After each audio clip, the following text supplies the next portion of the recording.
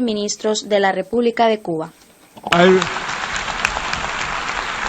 I request the protocol. Pido al oficial de protocolo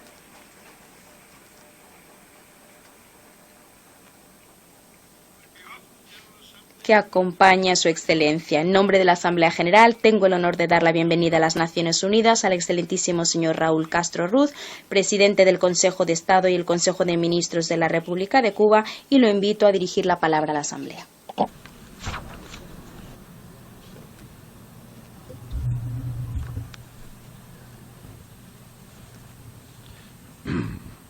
Estimados jefes y jefas de Estado y de Gobierno, distinguidos jefes y jefas de delegaciones, señor secretario general de las Naciones Unidas, señor presidente, hace 70 años, en nombre de los pueblos, los miembros de esta organización suscribimos la Carta de las Naciones Unidas. Nos comprometimos a preservar las generaciones venideras del flagelo de la guerra y edificar una nueva forma de relacionarnos bajo la guía de un conjunto de propósitos y principios que debían augurar una época de paz, justicia y desarrollo para toda la humanidad. Sin embargo, a partir de entonces, han sido constantes las guerras de agresión, la intervención en los asuntos internos de los estados, el derrocamiento por la fuerza de gobiernos soberanos, los denominados golpes suaves y la recolonización de territorios que han sido perfeccionados con formas de actuar no convencionales, con el empleo de nuevas tecnologías y esgrimiendo supuestas violaciones de los derechos humanos. Es inaceptable la militarización del ciberespacio y el empleo encubierto y ilegal de las tecnologías de la información y las comunicaciones para agredir a otros estados, como también lo es que se distorsione la promoción y protección de los derechos humanos, utilizándolos de forma selectiva y discriminatoria para validar e imponer decisiones políticas. A pesar de que la Carta nos llama a reafirmar la fe en los derechos fundamentales del hombre, en la dignidad y el valor de las personas humanas, el disfrute de los derechos humanos continúa siendo una utopía para millones de personas. Se niega a la humanidad el derecho a vivir en paz y su derecho al desarrollo. Es en la pobreza y la desigualdad donde deben buscarse las causas de los conflictos generados por el colonialismo y el despojo de las poblaciones autóctonas primero y más tarde por el imperialismo y el reparto de esferas de influencia. El compromiso asumido en 1945 de promover el progreso social y elevar el nivel de vida de los pueblos y su desarrollo económico y social sigue siendo una quimera, cuando 795 millones de personas sufren hambre, 781 millones de adultos son analfabetos y 17.000 niños mueren cada día de enfermedades curables, mientras que los gastos militares anuales en todo el mundo ascienden a más de 1,7 millones de dólares. Con solo una fracción de este monto podrían solucionarse los problemas más acuciantes que azotan a la humanidad. Incluso en los países industrializados ya prácticamente desaparecieron las sociedades de bienestar que se nos presentaban como el modelo a seguir. Los sistemas electorales y los partidos tradicionales que dependen del dinero y la publicidad son cada vez más ajenos y distantes de las aspiraciones de los pueblos. El cambio climático pone en peligro la existencia de la especie humana y los estados deben asumir responsabilidades comunes, pero diferenciadas, ante la inobjetable realidad de que no todos los países somos responsables por igual de lo ocurrido, ni despilfarramos los recursos naturales y humanos en un consumismo irracional e insostenible. Las consecuencias del cambio climático son especialmente devastadoras en los pequeños países insulares.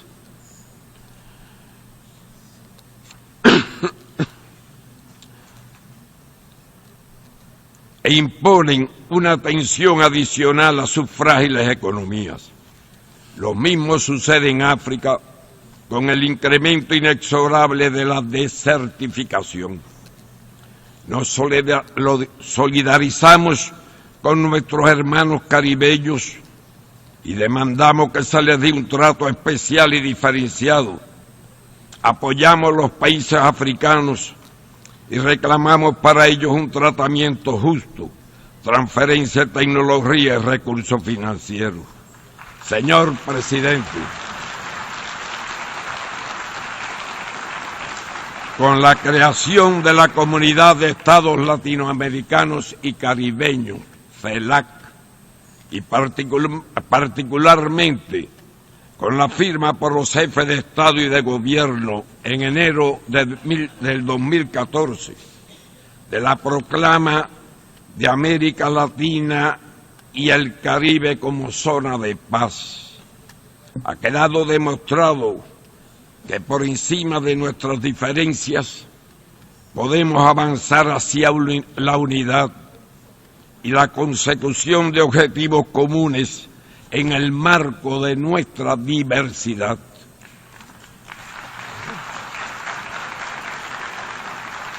En la proclama reafirmamos el compromiso inquebrantable con los principios de la Carta de las Naciones Unidas y el derecho internacional y de resolver las diferencias de forma pacífica, así como la convicción de que el pleno respeto al derecho inalienable de todo Estado a elegir su sistema político, económico y social y cultural constituye una condición esencial para asegurar la convivencia pacífica entre las naciones.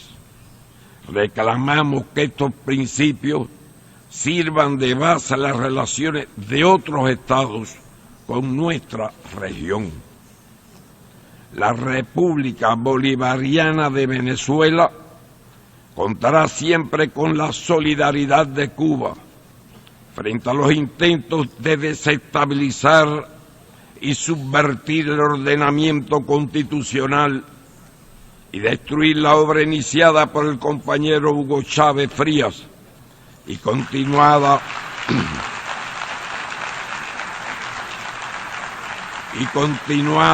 por el presidente Nicolás Maduro Moros a favor del pueblo venezolano. De igual manera, va nuestra firme y restricta solidaridad a la República del Ecuador, a su revolución ciudadana y a su líder Rafael Correa Delgado, que se ha convertido en el blanco del mismo guión de desestabilización aplicado contra otros gobiernos progresistas de la región. Nos solidarizamos con las naciones del Caribe que solicitan justas reparaciones por los horrores de la esclavitud y la trata de esclavos, sobre todo en un mundo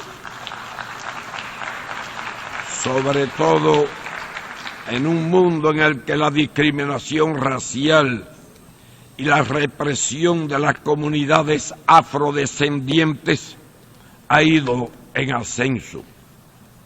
Ratificamos nuestra convicción de que el pueblo de Puerto Rico merece ser libre e independiente, y luego de más de una centuria sometido a la dominación colonial.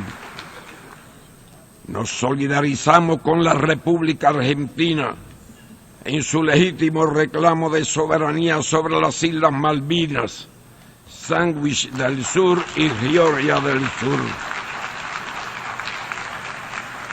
Reiteramos nuestro apoyo solidario a la presidenta Dilma Rousseff y al pueblo de Brasil en la defensa de sus importantes logros sociales y de la estabilidad del país. Reafirmamos nuestro rechazo a la intención de extender la presencia de la OTAN hasta las fronteras de Rusia y a la imposición de sanciones unilaterales e injustas contra esa nación. Saludamos el denominado acuerdo nuclear con la República Islámica de Irán, que demuestra que el diálogo y la negociación son la única herramienta efectiva para solventar las diferencias entre los estados. Renovamos nuestra confianza en que el pueblo sirio es capaz de resolver por sí mismo sus diferencias y demandamos que cese la injerencia externa. Una solución justa y duradera al conflicto del Medio Oriente exige inexorablemente el ejercicio real del derecho inalienable del pueblo palestino a construir su propio Estado dentro de las fronteras anteriores a 1967 y con su capital en Jerusalén Oriental, lo que enérgicamente apoyamos. Durante las últimas semanas nos han impactado las imágenes de las oleadas migratorias hacia Europa, que constituyen una consecuencia directa de las acciones de desestabilización que la OTAN promovió y ejecuta en países del Medio Oriente y África del Norte, y del subdesarrollo y la pobreza imperante en países del continente africano. La Unión Europea debe asumir de manera plena e inmediata sus responsabilidades con la crisis humanitaria que ayudó a generar. Señor presidente, tras 56 años de heroica y abnegada resistencia de nuestro pueblo, quedaron restablecidas las relaciones diplomáticas entre Cuba y los Estados Unidos de América. Ahora se inicia un largo y complejo proceso hacia la normalización de las relaciones, que se alcanzará cuando se ponga fin al bloqueo económico, comercial y financiero, se devuelva a Cuba el territorio ocupado ilegalmente en la base naval de Guantánamo, cesen las transmisiones radiales y televisivas y los programas de subversión y desestabilización contra la isla, y se compensa a nuestro pueblo por los daños humanos y económicos que aún sufre. Mientras persista, continuaremos presentando el proyecto de resolución titulado Necesidad de poner fin al bloqueo económico, comercial y financiero impuesto por los Estados Unidos de América contra Cuba. A los 188 gobiernos y pueblos que han apoyado aquí y en diversos foros internacionales y regionales nuestra justa demanda, les reitero el eterno agradecimiento del pueblo y al gobierno cubanos por su sostenido respaldo. Señor presidente, Cuba celebra con profundo compromiso el 70 aniversario de la Organización de las Naciones Unidas. Reconocemos que en estos años han intentado, pero no se ha hecho lo suficiente para proteger a las generaciones presentes y futuras del flagelo de la guerra y su derecho a un desarrollo sostenible sin exclusión. La ONU ha de ser defendida del unilateralismo y profundamente reformada para democratizarla y acercarla a los pueblos. Como señalar en esta misma sala, hace 15 años, el compañero Fidel Castro Ruz, líder histórico de la Revolución Cubana, y cito: cualquiera comprende que el objetivo fundamental de las Naciones Unidas en el siglo apremiante que comienza es el de salvar al mundo no solo de la guerra, sino también del subdesarrollo, el hambre, las enfermedades, la pobreza y la destrucción de los medios naturales indispensables para la existencia humana. Y añadió, y debe hacerlo con premura antes de que sea demasiado tarde. Fin de la cita. Podrá contar siempre la comunidad internacional con la sincera voz de Cuba frente a la injusticia, la desigualdad, el subdesarrollo, la discriminación y la manipulación, y por el establecimiento de un orden internacional más justo y equitativo, en cuyo centro se ubique realmente el ser humano, su dignidad y bienestar. Muchas gracias.